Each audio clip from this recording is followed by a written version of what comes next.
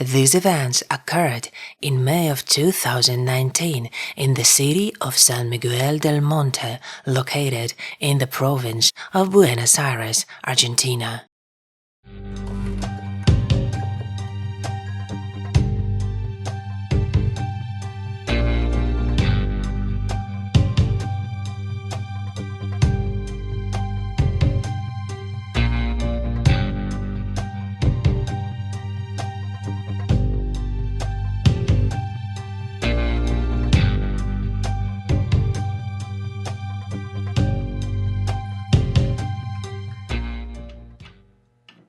On Sunday, May 19, 2019, Rocio spent the night at her friend Camila's house.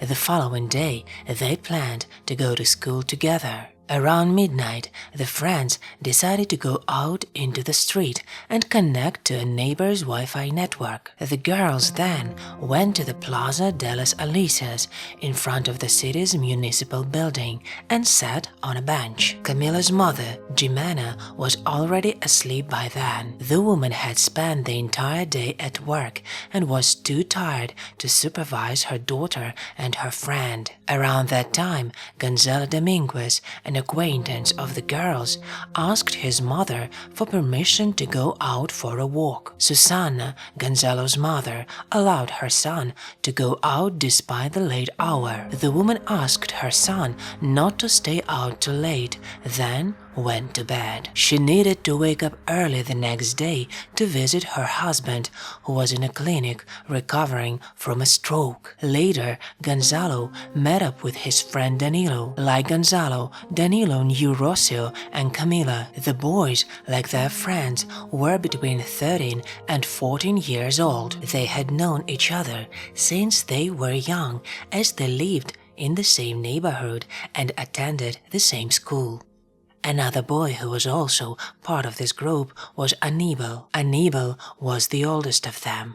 At the time of the events, he was 22 years old. A few months earlier, Aníbal had bought his first car, a white Fiat 147. The young man was still paying off the debt for the car and was in the process of completing the paperwork. Aníbal had always dreamed of having his own car so that he could drive his friends around and visit his mother, who lived far away. That Sunday, Aníbal was driving his car around the Plaza Central area when he ran into his friends Gonzalo and Danilo and invited them to join him. A while later, the boys ran into Rocio and Camila, who soon got into the car with the boys. Aníbal was driving, Danilo was in the passenger seat, and the others were in the back. The guys were having a good time, laughing and joking loudly, taking videos and driving around the city until Aníbal lost control of the car. Around 1 a.m., the car with the young people inside passed by several patrol cars, which then followed Aníbal's car. It is unknown what exactly prompted the chase.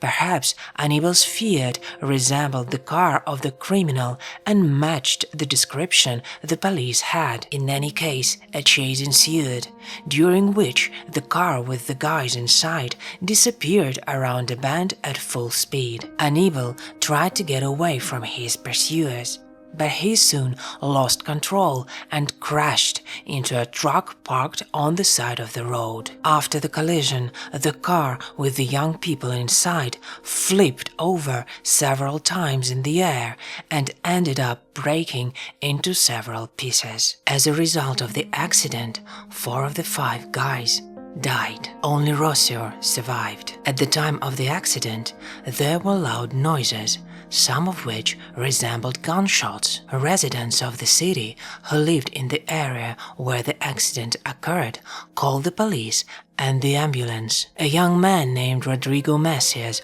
was working with his friend near the future site of the accident. At one point, the boys heard sounds similar to the noise of an exhaust pipe. A moment later, the sounds repeated and were very close to Rodrigo and his friend. At that time, they realized that the sounds they had heard earlier were nothing other than gunshots. The boys were scared and saw a small white car crash into a parked truck. Several police cars drove by, and Rodrigo and his friend decided to record the aftermath of the accident on their phone. At that time, Rodrigo did not know that he had become one of the main witnesses to a crime by the police. The police arrived just a few minutes after the accident. The officers who arrived at the scene cordoned off the area and began to examine the tracks and evidence. The police officers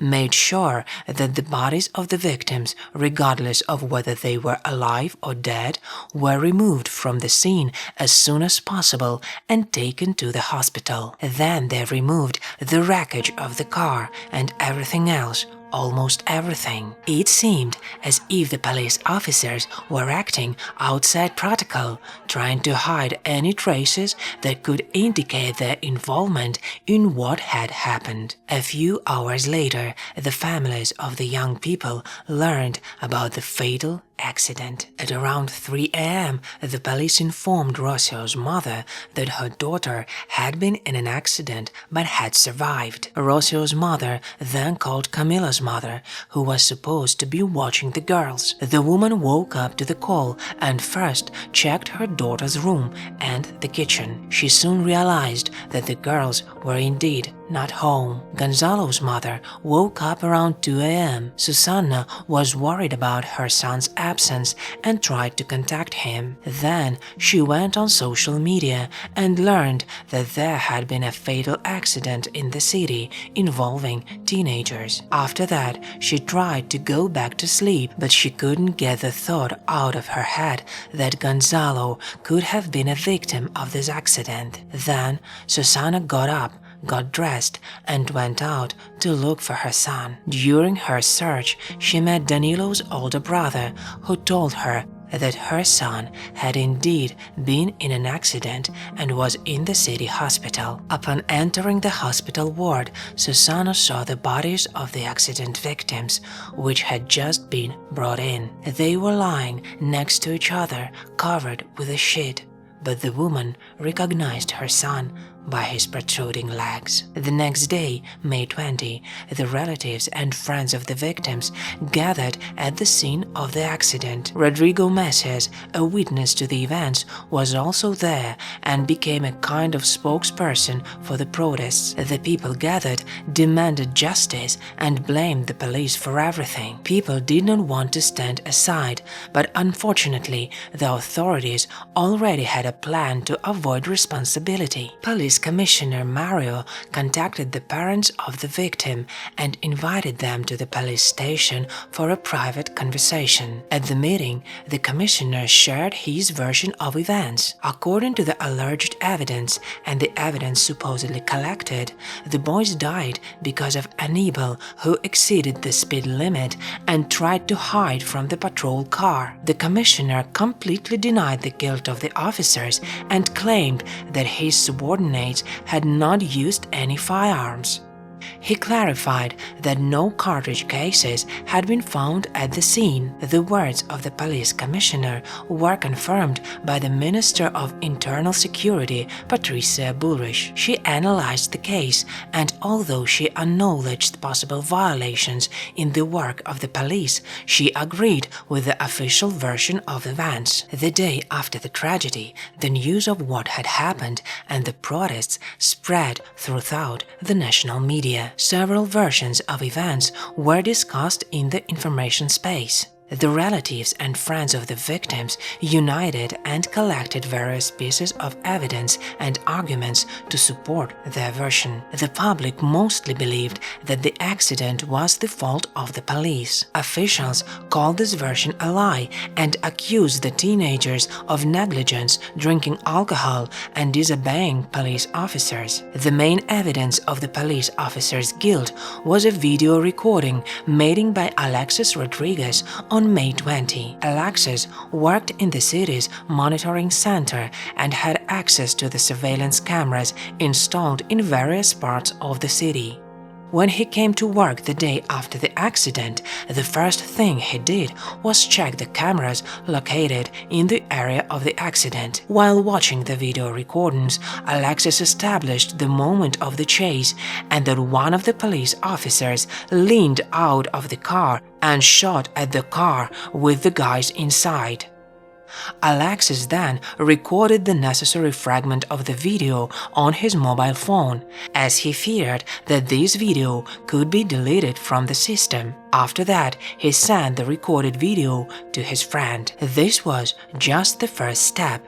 A few days later, this video went viral, and eventually it was broadcast on federal television channels. On May 21, Alexis received a letter from his superiors stating that he had been suspended from work. The letter also mentioned that employees of the monitoring center were prohibited from taking pictures and recording videos in the workplace. Apparently, the affiliated police and the management of the monitoring center were trying to hide possible evidence. In the meantime, demonstrations continued to take place in the central squares. The cries and shouts for justice turned into repetitive words, insulting both the police officers and the justice system itself. The demonstrations led to road closures, mass riots, and clashes with the police. After the video made by Alexis hit the news, a large-scale internal investigation began within the police. As part of this investigation,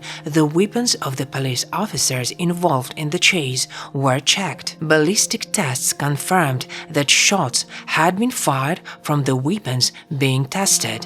In addition, an autopsy of the victims' bodies showed that a 9mm bullet had hit Gonzalo in the buttock. This is the type of bullet used by police officers. It was soon confirmed that the police officers involved in the chase had tried to replace the initial information provided in the police reports. In the new documents, the police officers did not hide the fact that they had used firearms. They referred to sounds similar to oncoming shots which came from the car they were chasing. According to them, this was the reason for opening fire. Based on this evidence, 7 police officers were arrested during the internal investigation. The list of arrested and dismissed officers grew. A man named Claudio Martinez was also charged with concealing evidence and violating duties. At the time of the events, he was the Minister of Security of the municipality and the person who suspended Alexis. It was Martinez who manipulated the records in the monitoring center in an attempt to hide the misconduct of police officers that led to the deaths of young people on June 10th. 4 years later, the main defendants in the chase who were directly involved in the deaths of young people were discussed. Former police officers Ruben Garcia and Leonardo, who shot at a car with teenagers inside, were sentenced to life in prison. Manuel Monreal and Marian Ivanes, former police officers who were driving patrol cars at the time of the chase, were sentenced to 15 years in prison as accomplices to the crime. Our video has come to an end. If you want to see more interesting content, subscribe to our channel and press the bell to not miss the new release.